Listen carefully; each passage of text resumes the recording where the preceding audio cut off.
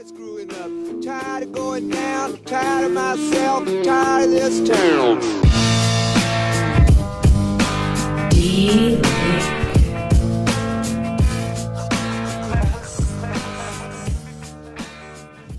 Eminent Waste of Time, episode 36. I'm Doug. And I'm Chad. And as promised, we are going to bring you part 2 of the Brimstone Special. So hopefully you listened to last week. I can't even talk. Yeah. And caught the interview with Greg Love, who is the promotions director there for Brimstone, and Travis Pastrana, who really needs no introduction if you have been in the off-road community for more than 10 minutes. Or unless you've lived under a rock for your whole life. If you haven't listened, go back and check that out. But what we've got this time is the rest of the recording there. Chad, Steve, and Cody from CW Motorsports filled in and did the rest of the podcast. Yep. Like I said last time, it took 2 other men to fill your spot. So you did trivia and the whole nine with them. I did all of it. Yeah. Wow. Yep. Whoop. Hey. Okay, I've listened to most of it, and podcast. all I can say is I can't leave you guys alone for 1 minute. Were you expecting any different? No. I was left unsupervised. I ran amok. I knew there was going to be a podcast happening. I knew what part of the day you were doing it, and all I could think is I should be praying right now or something. I should have a shock collar on that guy. So Doug's sitting there thinking, like, do a FaceTime or something, and while you're doing it, and if you start to go off the rails, I'm going to shock you from here. I do. I need a really long-range, internet-enabled training collar like you'd have for a dog. Yeah, big dog. Big dog. Little one won't faze me enough. So you're not going to get to hear a lot of me because there's a good 40-minute swath of you guys basically doing the rest of a podcast. You stuck to kind of that hour format we've been torturing people with now for a good half a year. Yeah. So we do have a few news items we want to get to first. And before we even do that, up front, I want to thank all our sponsors. Once again, thank you so much, Watch Communications, for hosting this podcast and our website. And there's actually new stuff on the website. We're continually improving over the course of the next couple weeks. But if you've been there and haven't checked it out in quite some time, it actually looks a little bit different now. It's getting an overhaul. It needed a facelift. It was time. It did. It still referenced a lot of our racing and other stuff and really wasn't talking about what we were up to today. But Watch Communications hosts that for us. They host this podcast. And if you need hosting, they have a deal for you, 10% off your first month if you use the promo code Waste of Time, no spaces. Yep. We've also got TGM Off-Road, UTV-Doors.com, UTV Engineering, Harrison Power Sports, CW Motorsports, and Spangs Fab. And if you go to our website at eminentperformance.com, there's now links to all of our sponsors there. Yay. It's magical. Yeah, we were kind of lacking in that. We had fallen behind. So we apologize, but there are updated, correct links for all the sponsors. You can jump there and find them. You can find us on the web at our website or at Facebook /Eminent Racing, on Instagram at Eminent Racing, and you can find the podcast on Stitcher, Google Play, iTunes, iHeartRadio, and YouTube. Yep. I think that pretty much covers all that. Whew. Man, that's getting longer every week, which is a good problem to have. Yes, it is. So Yamaha we're recording this on the 6th, and so Yamaha just today announced their 2019 lineup of UTVs, which is the Wolverine and the YXC. Shocking. I'm not going to say I called it, but I called it. You called it. Last year, I called the same thing. I said, I bet the Wolverine gets the X4's motor. And it did. It did. Got the X4's motor. I think that's a great thing. Oh, it is. And I just think that the first Wolverine that came out, it was just lacking. They didn't give us a new motor. Well, they were going for reliability, and that motor was a bulletproof design that had been around since, I think originally it was designed to be fired on coal. Could be. No, that motor was long in the tooth. The basic bones of that motor. They had revamped it when they threw it in the Wolverine, but it was long in the tooth. So the new Wolverine, they call it the X2, and I believe you can still get the smaller Wolverine. At least it was on their website for the time being. Until they sell out of 2018s, yes. Yeah. And then it's either an X2, a 2-door, X4, 4-door. Yeah. So, but it's going to have the 850cc motor, which isn't an amazing horsepower producing thing. I think it's like in the 70 horsepower range. It's right in that range. I mean, it's nothing. It's nothing got more, great, but it's got more torque. low and mid-range torque than the old 700cc single thumper, though. Yeah. So you're going to feel that, especially in the lighter two-door version. Yep.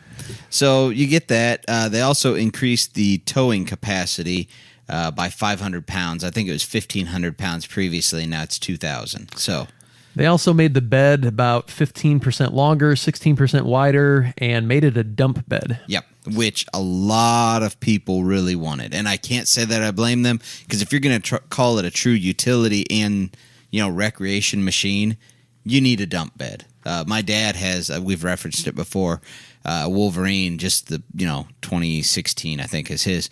And he said many times, I wish it had a dump bed. They needed it.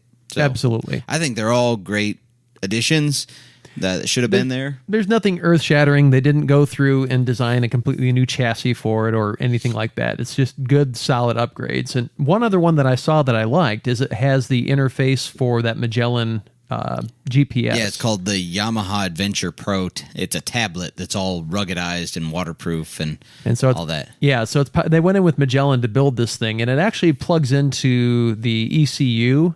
And so you not only get maps, you also get performance data, you get engine temps, you get battery voltage, you get all that kind of stuff. And you can now add that as an aftermarket add-on at any point. So the nice part is it's not like it's part of the dashboard and you have to replace the whole shooting match. You can add that at any point if you want it. Yeah. And the new ones, the X2 and the new YXZ, they are pre-wired to already interface with that. Yeah, you just plug it in, power's there, the CAN bus data from the ECU is there, and you're done. Yeah, so that's really nice. Basically, it's Yamaha's answer to Ride Command. Now, they're saying that they have more stuff. I haven't seen all the features that the new Yamaha Adventure Pro tablet does, but it looks really nice. I mean, from what I saw, it looks really nice. I'm excited to see how it actually performs in the real world. And I do like that you can take it with you. Ride Command has an interface app that you can go from your phone to the Ride Command in the vehicle. This one, you take the interface basically out and you can carry it with you to your house. I don't know which one's better or worse. Time will tell. We'll see. Yeah, I don't know that theft's a big issue.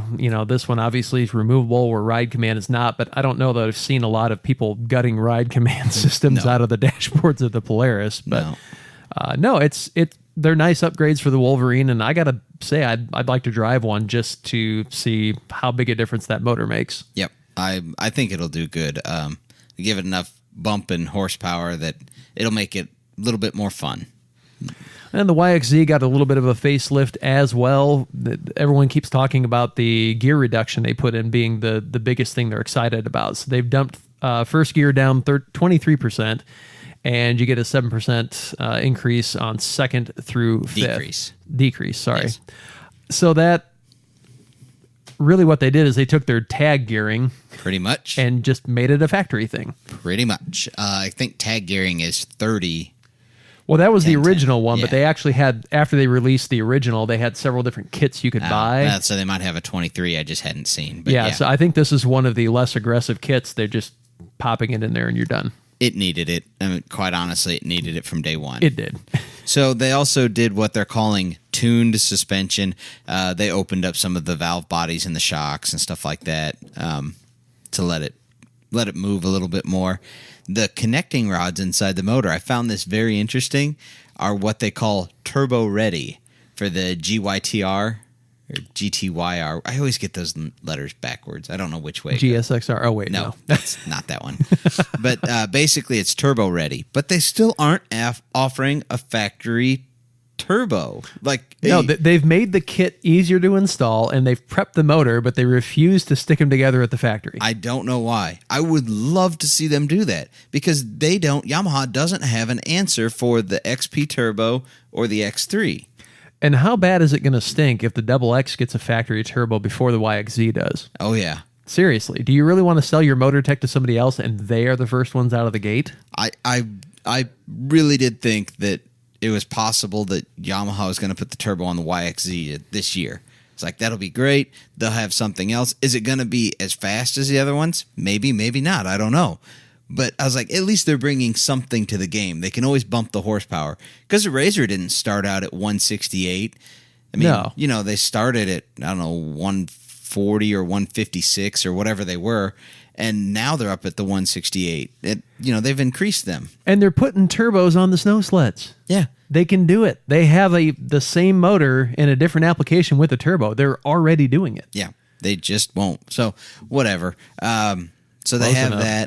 that. They have a lower profile cage. It's also reinforced. I do like this next one, the bed-mounted radiator. Yes. So they've already done the relocate, and they actually upsized it as well. So the Yes. cooling should be vastly improved and out of the mud. I agree. I like that. Yeah, mud in the radiators, even if you're not a racer, a trail rider, it's a real problem if you're trail riding for very long. So they did that. That's good. They also, what I found probably the most shocking, they went to the 4x156 bolt pattern, which is a Polaris bolt pattern. So you're not the only Razor fanboy out there now. Well, no. I mean, I was just shocked they went, now Polaris doesn't own that bolt pattern. No. But it was hard to get wheels for a YXZ. Now with this 2019 release, they're everywhere.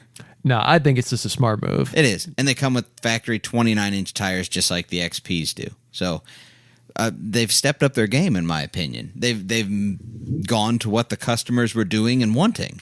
So now if you buy one of these, does it come with Polaris rims and the Polaris is scratched out? And Yeah, I don't- somebody wrote Yamaha with a Sharpie on it? I don't think so. So, yeah, that's really about all they had. Can-Am also, late last week, revealed their 2019 releases. To me, nothing amazing. They did exactly what I figured they do. All the X3s except for the turbo base model will have the Smart Lock, which is that true four-wheel drive. Yep. That they put in the RC edition and the XMR edition X3s last year. And they have a couple new color options. Nothing groundbreaking there. Everybody gets Smart Lock, which I think is great, and I kind of wonder why they didn't do from the get-go, but they didn't, and they have it now. So Yeah. if you bought an X3 in 2018, I'm sorry, you missed out by that much. Yep. Trade it in, go get another one if you want. Or buy Halo lockers. It kind of makes me wonder if they do this stuff on purpose because they think either A, nobody's really going to care if it's just got Visco Lock, or B, it gives us somewhere to go down the road if we don't put all the could be. goodies in up front. I mean, I'm not saying that's what they did, but it does make one wonder. You wonder about it. So, interesting. That's really all the releases that have come out. I mean, it was, to me, marketing's great at this. Oh, new groundbreaking everything coming out. And it's like, and we've changed the wheels or, whatever. I have to admit, I did laugh at the Wolverine because the dump, like you said, it's nice stuff that they've upgraded. The dump bed, the increased towing capacity, it's all great. But if you watch that reveal, they didn't show you anything except for you caught a little bit of a tire at one point. Yeah. But they're talking about Yamaha's going to change the way you do adventure in the woods. No, it's a better Wolverine, but yeah. It's not like a totally new, from the ground up UTV or ATV or something like that. It's just a bumped Wolverine. Well, let's be honest. Think if you're the marketing guy and like engineering or corporate hands you, okay, here's what you have to advertise. They're probably like, come on, guys, you just increased the motor size. That's it. What do you want me to say? They're like, I don't know, figure it out. And marketing is like, a whole new way to. I mean, they're doing anything to make their commercials look good. We know that. I'm going to call it now. Polaris, when they do their 2019 announcement, whatever the next one is, it'll be now with less fire. I'm not helping our chances of getting a sponsorship. No, you're not. Well, speaking of sponsorship, we're going to be doing a little racing this weekend with some pro-sponsored drivers. Yep. So you're heading out with your boyfriend, Steve, again. I'm heading out with Steve. We're still courting, sir. Thank you very much. I like how you're keeping it really low-key and you're doing it the right way, and I appreciate that about you. Taking it slow. That's how it should be. No, actually, his normal driver was going to be back, but it just didn't work out where he was going to be able to make the trip over here. It didn't make sense for him. So Steve asked if I could co-drive one more. So I glad to, but If he does show up at the next race, are you going to be required to have a duel or something? no, I don't. He can ride. Pistols at paces? Nope. I'm good. Oh, come on, I was really rooting for that. Okay. I want to catch a ride with other drivers because I like comparing the driver's style. Oh, yeah. I mean, I've rode with Matt Hecker and I've rode with Steve, but I'd like to catch a ride with Barry Miller, who you're going to ride with. I get to ride with this time. Yeah, I really want to ride with Barry one of these times. I think that would be fun because I just like to see the different styles of driving and how they handle everything. And we've talked about it several times in the last podcast. Some guys drive really aggressive and they do well. Some guys drive more reserved and they do well. It's just different styles, and I would like to see what it feels like from the seat. The reason I got that seat is because, quoting Barry Miller, his normal co-driver is not real enthused about how quickly he takes the off-camber stuff, and Martinsville Mayhem is a very off-camber track. Yeah. I'm all for it. Roll that sucker and I'm in it. I don't care. I don't care. I'll help you push it back over and we'll keep going. That was my thought. I told him, I said, I'm too dumb to be scared, so let's do this thing. Yeah. So you get to ride with Barry. That'll be exciting. Yeah. It is a lot of fun to see different people's driving styles, and so I've enjoyed the couple different rides I've gotten this year, and I'm sure there'll be other opportunities as well. But because I've been out with Mike Plank, I've been out with Tyler Brittingham, now I'm getting out with Barry Miller, and at some point I honestly would like to go one round with Steve just for laughs. There you go. Yeah. So. Well, speaking of Steve, we better get to the rest of the Brimstone audio, or we're going to end up having another hour and 40-minute long podcast that, honestly, nobody needs that. It could happen. So what you guys are going to see is where myself, Steve Mueller, and Cody from CW Motorsports, we all kind of handle the podcast in Doug's absence. So we did the best we could. We were there at Brimstone. You know, and based on this recording, I am not missing another one. I don't blame you. No, we run amok. It wasn't that bad. I think you guys will enjoy it. It's definitely a change of pace, and we'll be back here in just a little bit to close up shop. Okay, and we're back. We had to let our guests go. We had Travis Pastrana here and Greg from Brimstone. Steve, you were had this man crush going on. It was crazy. It happens. I'm Ron Whiting this again. I can tell, yeah. But I kind of needed after all the hot burnt oil blew all over my leg earlier. So yeah, we had a little bit of an incident out on the trail. Someone we were out there with. I four-wheel drive pro classed it. It definitely sounds like I should have went back and took a nap earlier. I definitely should have went on the trail. Huh? Yeah. You might have been better taking the nap. Cody Willenborg, everybody from CW Motorsports. Yep. Glad to be here, guys. This is awesome. So Cody's come on board as one of our sponsors, and man, we are thrilled to have him. He makes some great parts. If you guys haven't watched our back half cage video of us doing the install on that, go check it out. It's a little on the long side, about 20 minutes. It's the full install video. Super easy to put on, great quality product, really does make the factory cage that is weak, all factory cages are weak, it makes them much, much stronger right over the driver and passenger's head, just like they need to be. Yeah, and that was, honestly, that was the goal. So I've had toy haulers and enclosed trailers, my whole life, essentially my whole adult life, and as you know, I was a motocross racer, and they always say with age comes a cage, so here we are, racing razors now. So one of the struggles you have, and a toy hauler is you can't always get them in with the factory cage. They're too tall.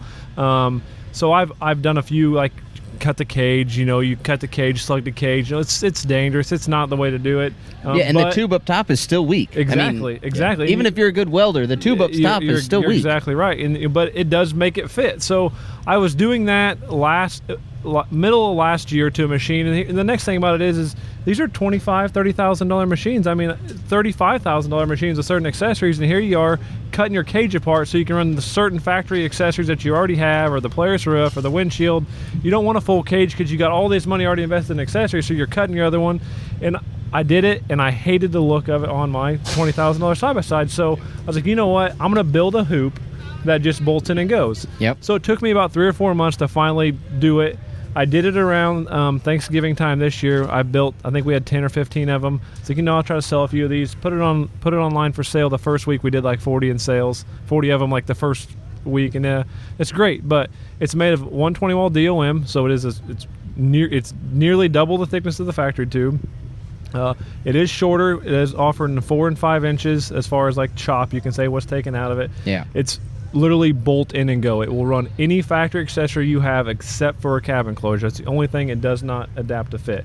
90% of the rear windshield to work with it. Some of them you got to do some trimming on to get them to work, but we ship them all over the place, and guys love them, and it's great. What's the farthest you've shipped one so far? Alaska.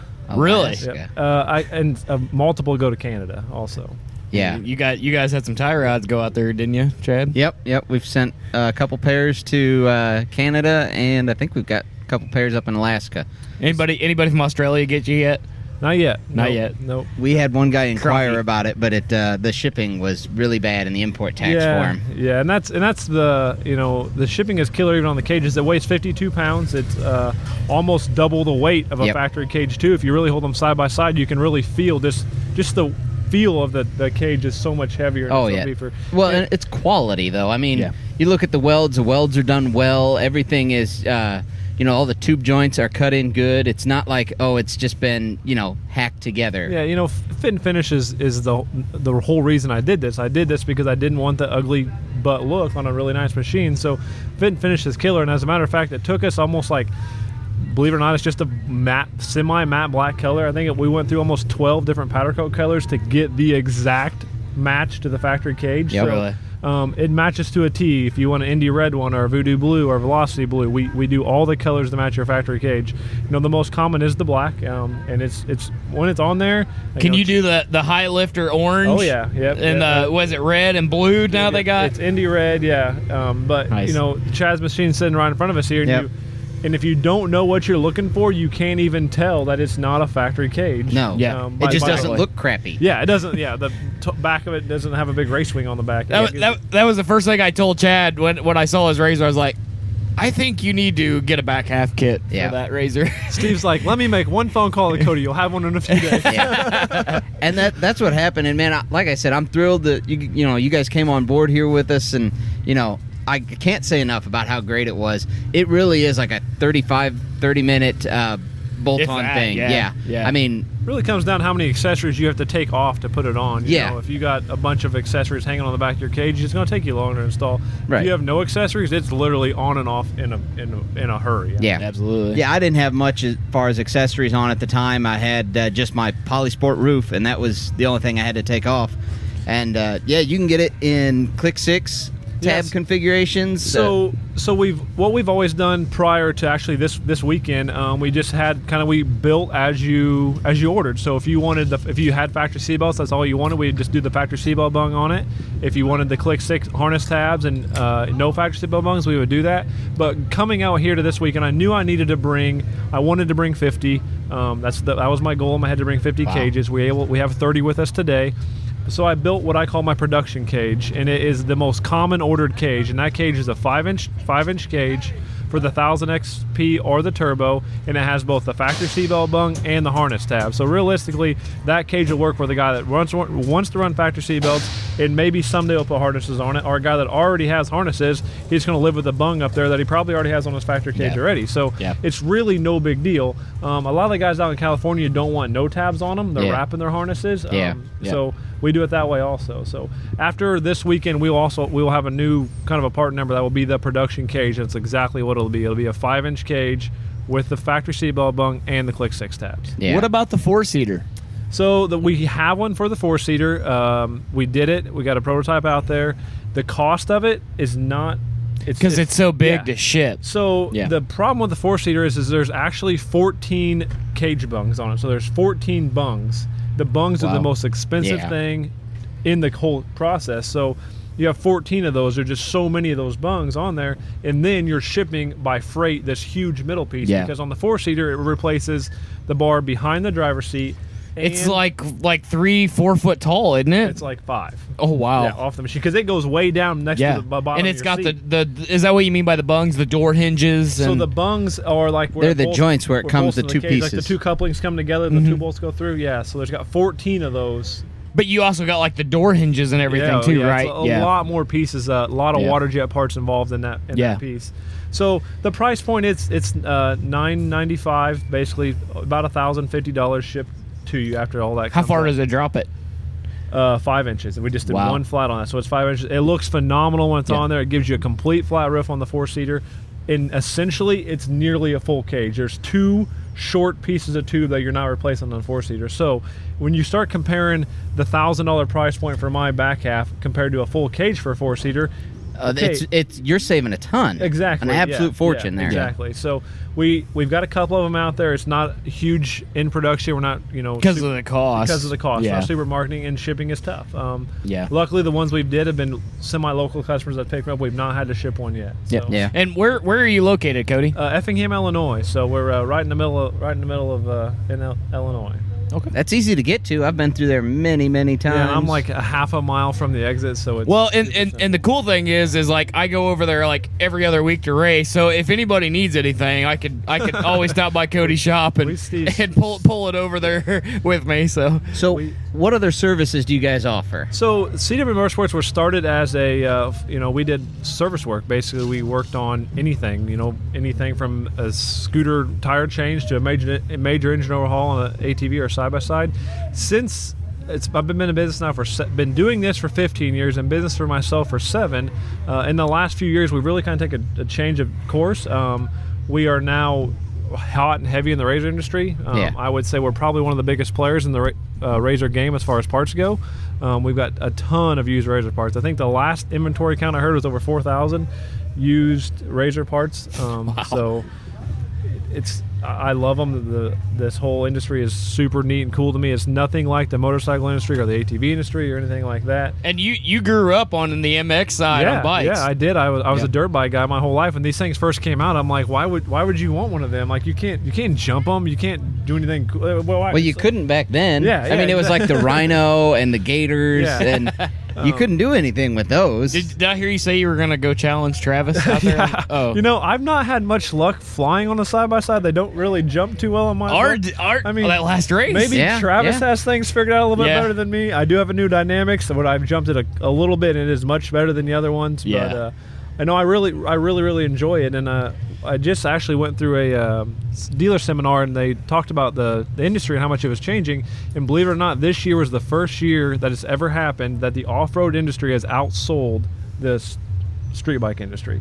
This industry as a whole has always kind of been called the motorcycle industry. This year it has essentially outsold the street bike industry. So what that means in kind of lowing terms is guys are selling their Harleys and buying side-by-sides. That's true. Essentially what it means. It's about the same, really. Yeah, you're exactly right. And well, but the thing is, this, chrome that. The thing is, though, on the street, you have other people that can hit you.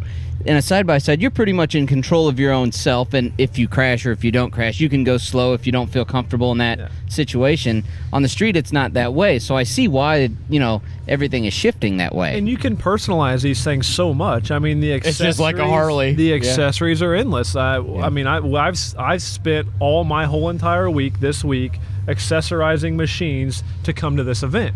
And that's just crazy to think that, but each person has what they want, and you build it to how that customer wants, so on and so forth. I mean, we're taking brand new machines with no miles on them and knocking them apart to just change the color because somebody wants a certain color that they don't offer, and it's great. Yep. Steve, or you take a brand new machine and just go race it, right? Yeah. No, it's a ton of fun. I'm really excited to see what you guys do. I'm looking to see that you guys just explode with this back half cage thing, because it's something that when I saw it, I was like, why did I never think of that? It's cool. And a lot of people, we've been out here today, a lot of people walk by, they kind of eyeball, like, they're confused about what it is. And once people hear about it and see it, and it's kind of like a wow factor, like, oh wow, like all the time there are people commenting online, how do you chop a cage, so on and so forth. And I try to educate people on the good and bads about that, and that when they know that there's a product offer that you can literally just bolt in and go, it's almost a no-brainer. Why do the homework and the hard work and to do it when you can just buy mine and it just sets in and rocks? Yeah, absolutely. And it's not, to me, I mean, I know everyone has a level of what they call expensive. To me, it's not expensive. No. It's not a expensive part comparative to all the other things that we all buy and put on them. When you're talking, like the Dynamics, $26,000 some dollars MSRP. Yep. What's a $300 back half kit? And not to mention the looks it gives it is phenomenal. The safety aspect it gains by installing it is Yes. huge also. So, Yep. you kind of figure, risk versus reward and looks and all that in there. It's kind of a no-brainer. And a lot of guys, they, you can buy a roof for these things bolt on and go. You can buy windshields. You can buy this. If you do a custom cage, you got to get somebody to make you a roof. You got to get somebody to cut you a back window. Then it doesn't fit quite right, or it rattles, so on and so forth. They got so many guys out there making good quality stuff for the factory cage. Yeah. This piece just accepts all the factory accessories. Yeah, in the video that I did, we weren't going to show putting my poly roof back on because, to me it's a poly roof. It's not a big deal. They just snap on.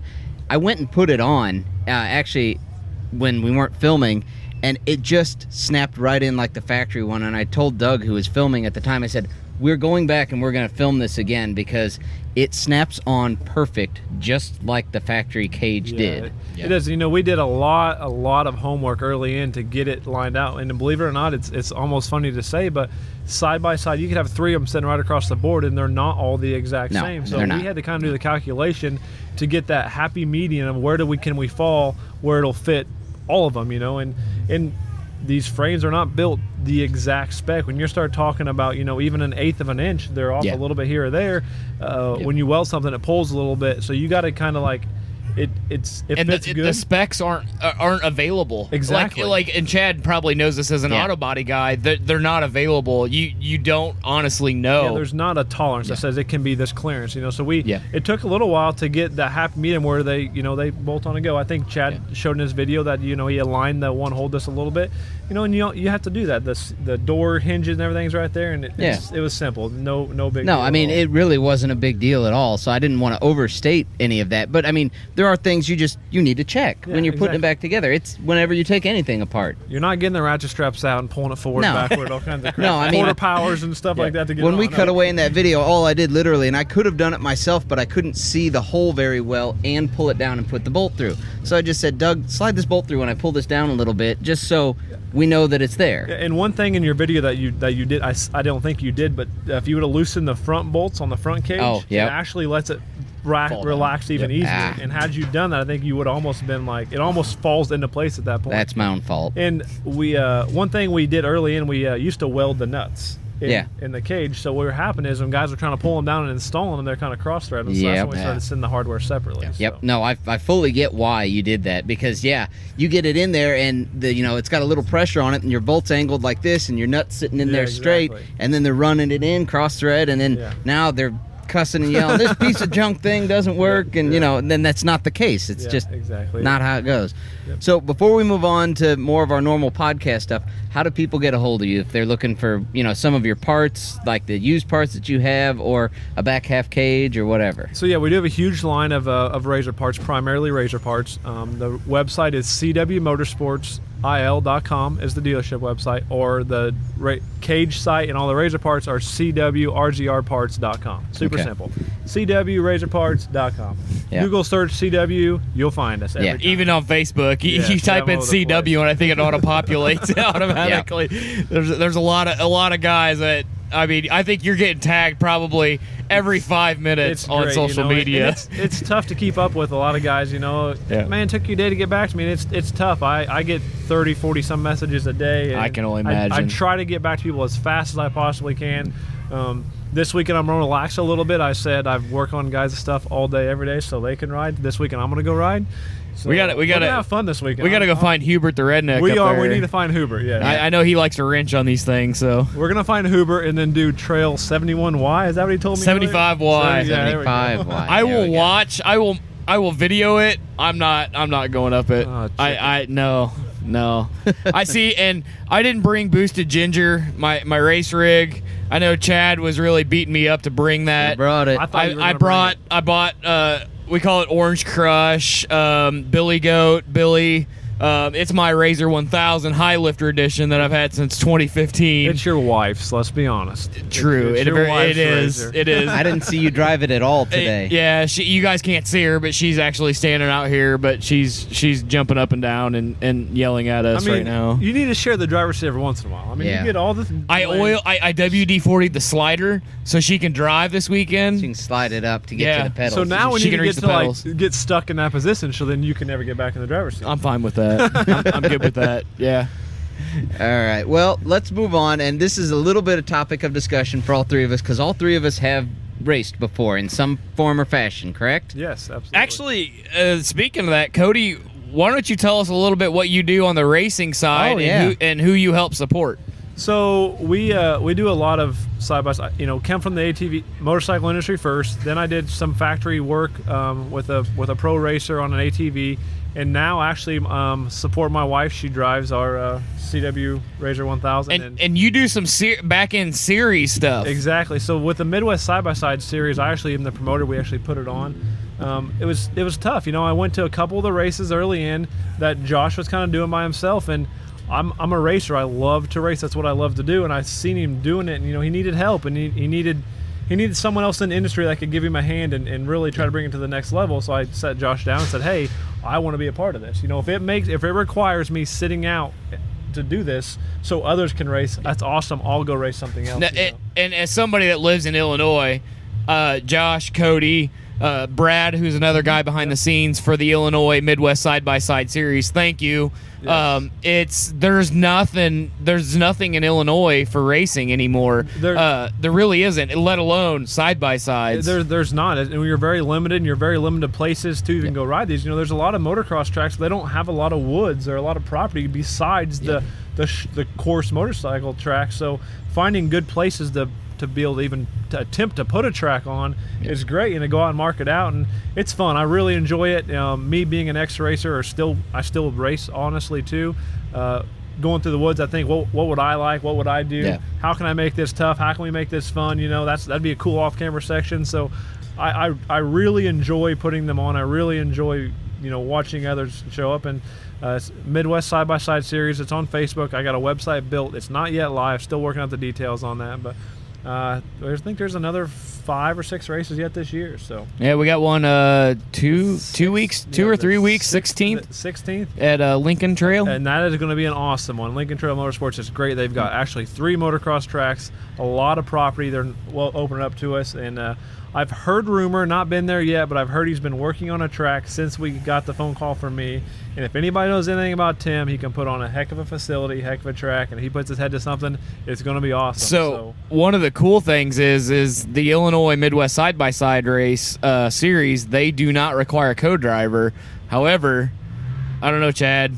I'm going to try and get over there. You haven't made one yet with me. Trying, but so Chad, if he has someone in his seat, I'm pretty sure that I'm going to race that one. Okay. So you're more than welcome. It's going to be a pink machine. Right. I may have to drag the 110-pound wife in on this one for counterweight. I'll ride with anybody. I anybody. like to whip Steve up, Ask Steve. It's not hard. It really isn't. We talked about this last time. When I'm not in a side-by-side, not in a race scenario, I'm joking around constantly. When I get in there, it is straight business. But you have the music on before the first turn. I had his music on. We didn't have the whole shot. Yeah, we didn't have the whole shot, but you had the music on before the first have turn. to have the jams. My co-driver, he's all about the music. Every time we're in there, it's all about the radio. And it's great. And driver and co-driver, I personally enjoy riding with somebody. Not only for the help in driving, but it's fun. You get to enjoy it together. You get to laugh together. If you guys sitting at home, you don't have to be a pro to come do this. You can bring a bone stock machine. Now, I actually last year raced a trail rig, a machine that I had set up to ride in the trails, and I had a blast. You don't have to have a full-blown race rig. Bring out your trail buggy. There's a class for you, and it is a lot of fun. You're going to be disappointed, hopping straight into a pro class. Words are hard. Sorry. Yes, they are. But and honestly, I've said it before. That's what I did. I went from places like here at Brimstone. I'm fast on the trail. Yep. I'm having a blast. I'm not breaking anything. This is my 5th trip.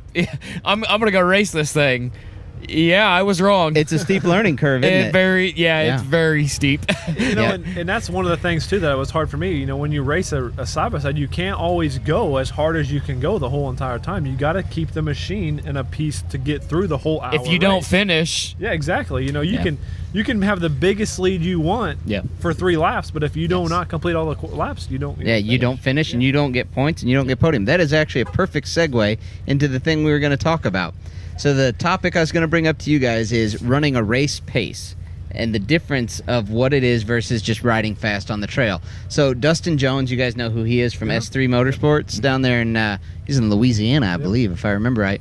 But he says if you don't have a few moments in every race that you scare yourself, then you're not running a race pace. And I agree, that's probably true. But I like what you said. If you don't finish, you didn't get points, you didn't get anything. So it's kind of one of those things that where's the balance? I mean, can you run at that 80% and not lose it then, or? You're exactly right. So my answer on that is I have personally ran a race where I was out front, broke a drive belt, changed the drive belt on the side of the trail, worked my way back up to the front of the pack again, and broke another belt. Yeah. So I was pushing the machine to the point where my clutches were factory; they were not built for how hard I was running the machine. So you're exactly right. Running a race where you push yourself to the point where you're fast, but not so fast where you're going to not finish or tear up the machine. And we talked about that some on the last podcast. There are drivers that just push so hard, and they're quick, don't get me wrong. They're fast out of the gate. They're leading right out there, but then they crash. And then, now, I'm not saying it's bad, Steve, but you're one of those methodical drivers who seems to always finish because you're wanting to see that checkered flag at the end. Well, and a lot of it comes from my military background. You guys have talked about it before on the podcast. 14 and a half years. I did seven and a half of those years as in aviation in a Black Hawk helicopter. I'm still here. Yep. We landed every time, so it just kind of naturally followed with me. I will slow myself down. I will not be the fastest guy, but I will do everything I can. And I think we learned. Yeah. I think we learned in that last Midwest XE race. I will finish, and we finished with what? One lug nut or one tight lug nut and one bent, and the other two broke off. Three other axles. Yeah, it was a rough one. Yeah, and that's correct. Steve does finish. I mean, I would like to see your finishing percentages because I'm sure they're extremely high. When you go to Heartland Challenge and there's over 100 guys show up to that race, I think. Yeah. And I had Cheney doing laps around me. but Steve finished, and finishing that race alone is a huge accomplishment. I mean, that's just that simple. And I do think you were hurt when you crossed the finish line. I mean, the machine was 9 volts. Yeah, the machine was 9 volts at the finish line. But you got it there. I mean, exactly. That's the point. And I will say my normal co-driver, no offense, Chad, my normal co-driver, words are hard, Brian, he threw up several times during that race. So but 9 volts. 4 hours in a machine is quite a long time. Is a very long time. I'm losing my mic Are here. you going back to Heartland this year? I am going back to Heartland, so I'm planning on it. If I end up upside down in a creek the week before the race, that's going to be awfully hard to overcome. But I am planning on going back to Heartland in August. We'll be there too, so it'll be a good time. I'm trying to talk Chad into doing it. I might race it. I don't know if I'm going to race it, but I'm definitely going to come. That's awesome. So. It's a good time. We kind of get all of us together, park together. It's really a lot of fun. A lot of the Raisers of Illinois guys, on the page, everyone tries to stick together. It's a blast. It is a fun weekend for sure. And watching the guys come flying through the pitting area, as sideways. 70, 80 fully wide open pits. Yes. Yep. That sounds really exciting. I've watched several videos of it, and it just looks great. So, actually, amazingly enough, we're getting towards a time where we need to start wrapping it up. But Steve knows this. Cody, you don't know this yet, but, I mean, you've seen the podcast where we do Doug Has Trivia. I give him trivia. Oh, boy. So I've got trivia for you guys. Is this like engine-related? But I have my one and only. Oh, you got your shirt? I have my the whiskey salsa one of a kind taste. It's my misspelled one that Doug caught before I pulled it, and he's like, I already bought it. I'm like, I'll buy it off of you, Steve. He's like, nope. It's special. Mine. It's like the one short bus. It is. I got the limited edition Eminent Waste of Time Eminent Performance whiskey salsa shirt. Yep. Well, I'm glad you're enjoying it. It shrunk too. I saw a picture of it when you first got it, and it was like a circus tent. Yeah, it looked like a circus tent on my wife, but I put it in the washer and put it on hot. She gave me the guidance to do it. I'm not a washing machine guy, but I put it in there in hot water, and wow, it snugged up. Yep. I had to ask my daughter how to run our washing machine a few days ago because we got one of those new like front loaders, and it's got buttons all over and knobs and dials. I'm like, where does She the doesn't soap need Tide go? Pods, right? Yeah, no. Okay. All right. So we're good. Sometimes okay. I have to watch my so wife, here's I'm the just kind of saying. kicker. I got the trivia here, so you guys can't look at the answers. So you got to promise me you I won't. can't even see that far away. Okay. Yeah, I We're good. can't. Yeah. Awesome. You guys are blind. I'm a little concerned about this, but we'll give it Okay. Question number 1, and we'll have Steve answer first, and then Cody, and then I'll give the... Can I pass? No, you cannot. You have Can to I give call- an can answer. Can I call a pass to friend? Doug, Nope. who's not here? No friends, no calling. It's all on your own minds. Phone a friend? Nope. Oh. Okay, question number 1. What are the official colors of the U.S. flag called? Red, white, and blue. Cody, what is your answer? Steve, I would figure you would have nailed that one. I know. No. You stay. yeah, Steve's my wife wife- over my there wife- is trying are to they, help. Are they called Yeah. the colors? What? I thought you were meant like actually like what colors? I actually do mean what colors. They Red. have official color names. Oh. Yeah. My wife's gonna beat me later. Answer? Red, white, blue. I'm out. I don't know. It is actually called Old Glory Red, Old Glory Blue, and White. That's a technicality. Oh, Hey, that's a technicality. Doesn't count. No points there. What's up with this garbage trivia? Sorry. And cow belches, and I think Doug said it last podcast. Yeah. Cow belch. Yeah. Sloth poopings and whatnot? Yeah. Was it 11 days, right? Yeah, I think several. See? And they can lose 1/3 of their body weight. That is Welcome to trivia. incredible. Yeah. Okay, question number 2. Which U.S. state has the highest percentage of people who walk to work? You got a 1 in 50 shot here. I would have to say it's got to be a highly populated, dense area. I'm going to go with New York. California. Wrong, it is Alaska. What? Yes. They have Because side-by-sides and stuff there. most people work from their homes or live in a town without road. Haven't you seen, like, Bering Sea Gold? I mean, how do... They're on the boat. Every day they're on the boat. They don't drive to work. I got my John boat with my dredge. I'm going to go out and get some gold. So far, no That would've been questions the right. least No state I'd internet pick. points. I know, but hey, it is what it is. I'll start passing to Cody. Question number 3. Who is the number 1 duck producing state in the U.S.? Like the quack quack ducks, you know those? I'm going to go with my guys of Louisiana and Duck Commander. I'm going to go with Louisiana. Cody? I'm gonna go with Louisiana also. Wrong. It is my home state of Indiana. What? No way. Don't ask me why. We got ducks You guys everywhere. got but- more than corn in Indiana? Yeah. Well, why do you think the ducks are there? I've been to Indiana Beach. Yeah. We got ducks and we got corn. Apparently, that's what we got. Okay. Which holiday? Question number 4. Which holiday was considered illegal in the U.S. until 1836 because it was "quote unquote" pagan? You stop helping him. His wife's back there doing like mime things. Yeah, she's doing Mardi Gras. Cody? Oh man. Thanksgiving. No, Christmas. We are terrible at this. And I'm supposed to be playing the role of Doug, who's like Yeah. really Doug smart. is very intelligent. Yeah. he is Like an intelligent human. spitballs these right off the top of his head. Yeah, I do it the same way to You him don't have too. any just space like, questions coming, do you? no, No the fuzzy space question. questions? No, Fuzzy did send me some for Doug next week. So space questions for next week. I better So- get him some military questions to add on top of that. Yeah, but you can send them to me. So, question number 5: what percentage of land in Nevada is owned by the federal government? Is the answer like a percentage? Like Yes, it's a guess? percentage. And if you get close enough, it's a round number. So it's not like 26.837. A round number. So how much How much does the government own? Yes. 40%. I'm going to go with 64%. 80%. Wow. Wow. Do they own 80. Las Vegas? No, that's the mob. Oh. Where's Jimmy Hoffa buried? Don't ask. Because if you find out, you'll be buried next to him. We might find him on the top of this hill. That's this fine. mountain up here when we find Houston. And I'm leaving him there because I don't want to be up there either. Graves are shallow when there's rock real close. All right. Question number 6. What was New Jersey previously known as before it was known as New Jersey?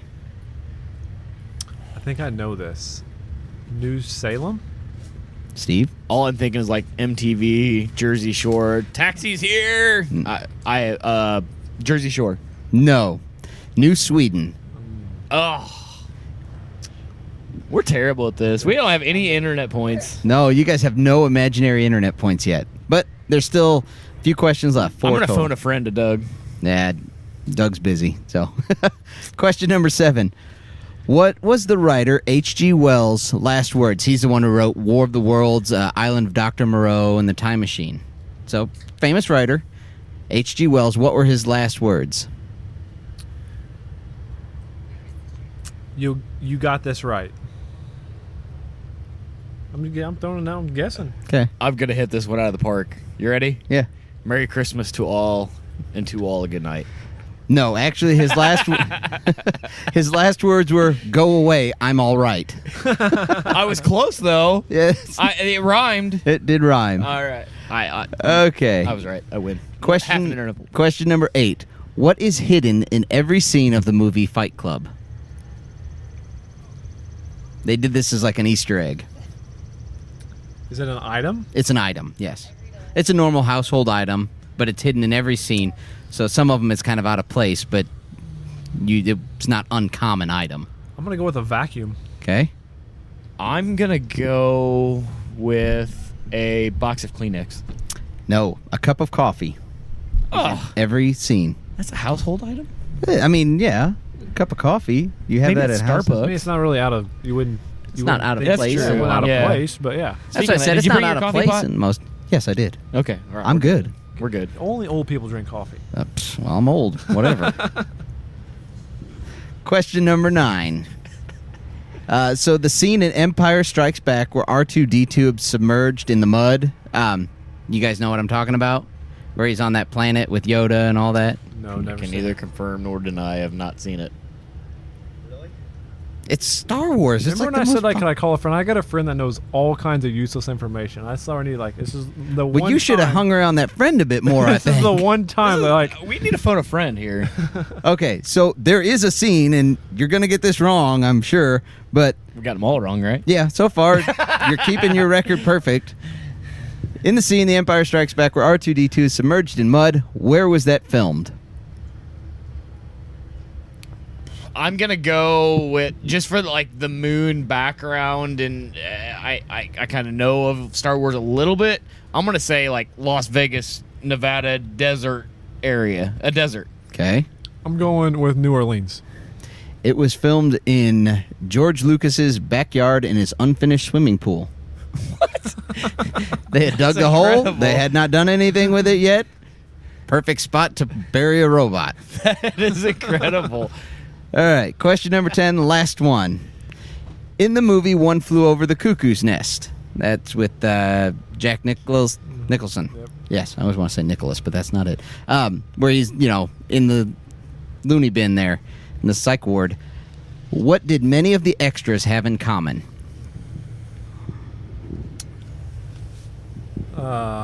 Steve, go first. Steve?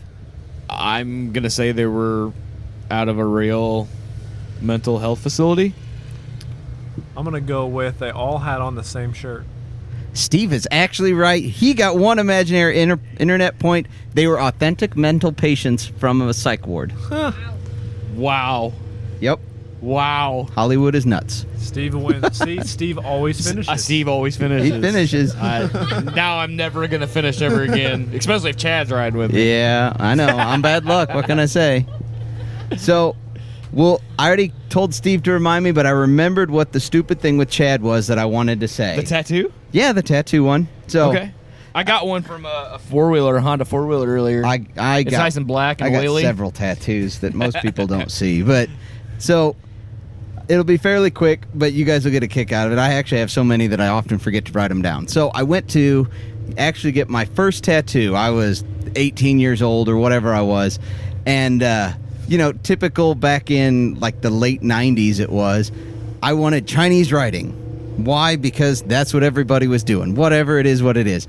So my dad had just, he had been in the hospital. We nearly lost him.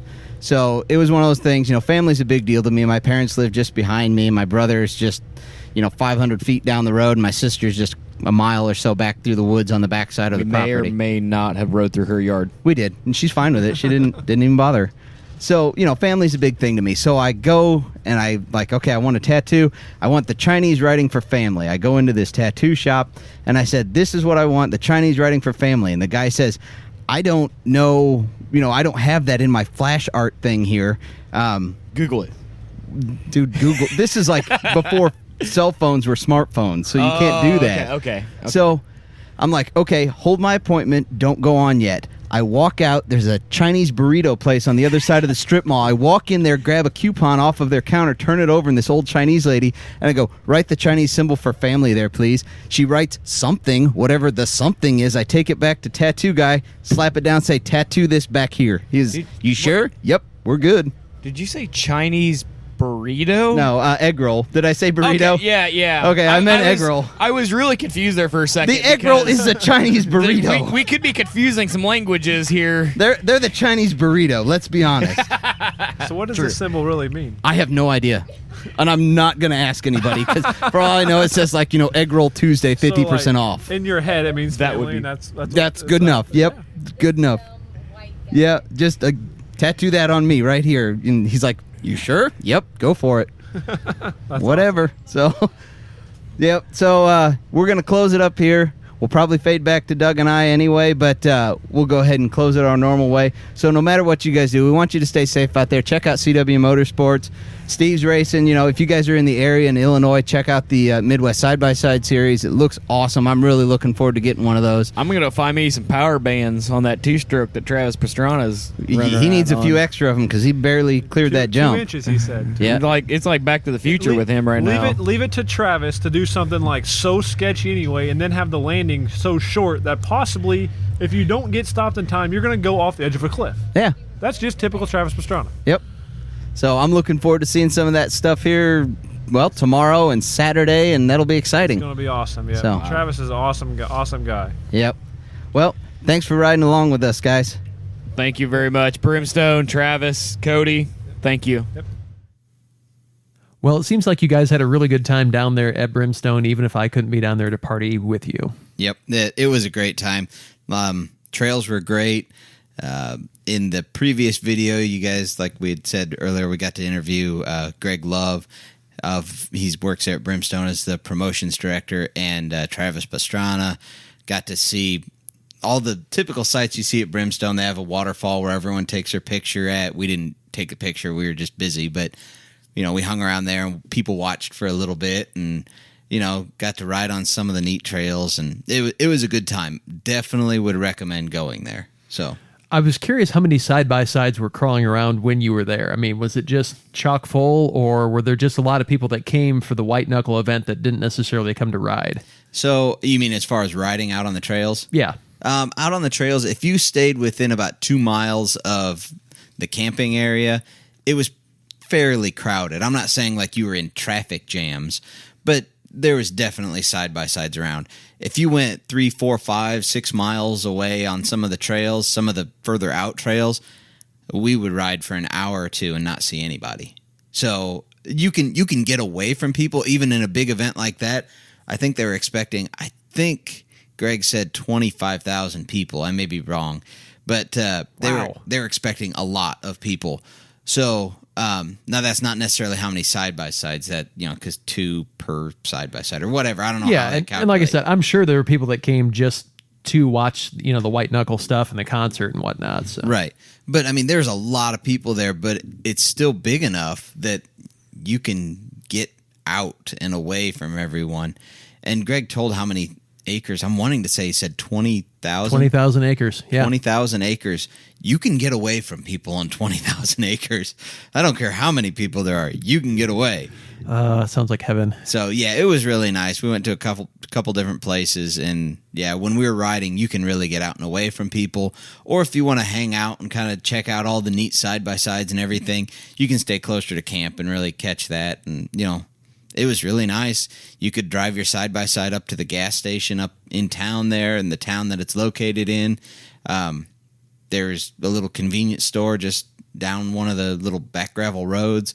You could get ice and everything else you needed. They have it set up well. It was really well put on.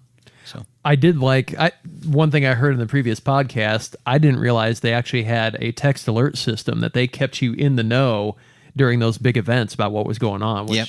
That's awesome. Yep. I mean, you really have no excuse if you miss something. Right. That it fully was great. I got text messages all weekend saying, this event got delayed, or, this is what's going on today. Here's the That's things to awesome. catch.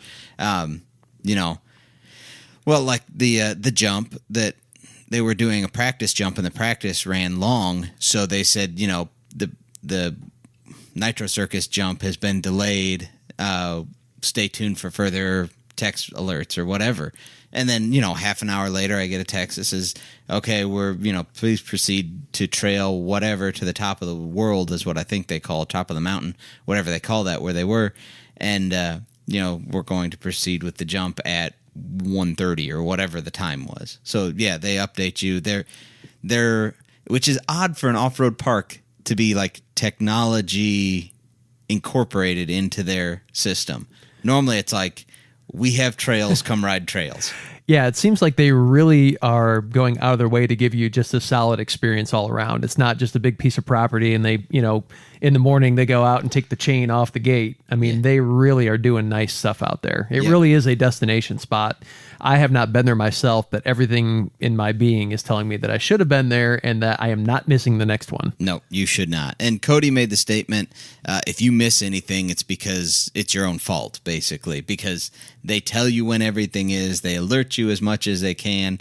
If you like to do night riding, there's no locked trail or anything else. Go ride at night. I mean, you're on your own, but Go ride at night.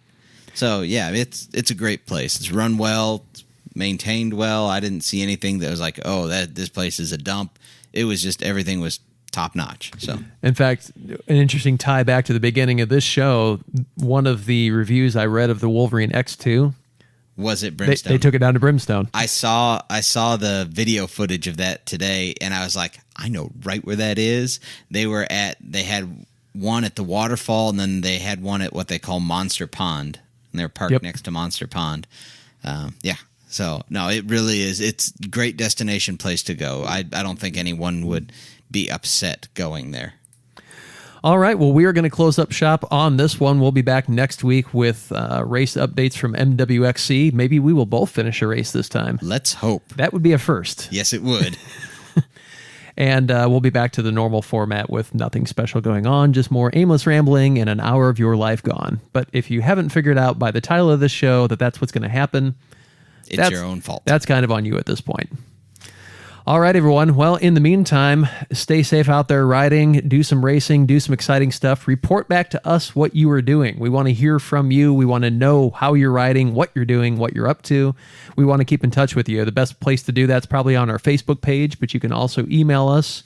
The initials of the show, EWOT at eminentperformance.com.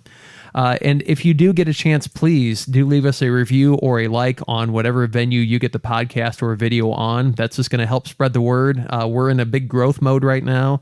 We'd like to continue that trend, and really, you are the best thing for that. So if you could leave a review, leave a like, spread the word. If you see something about the podcast on our Facebook page, go ahead and share it out to some group that we're not aware of. We would really, really appreciate that. All right. In the meantime, stay safe out there. Don't do stupid stuff like we do. And thanks for riding along with us. Thanks, guys. Tired of going down, tired of myself, tired of this town.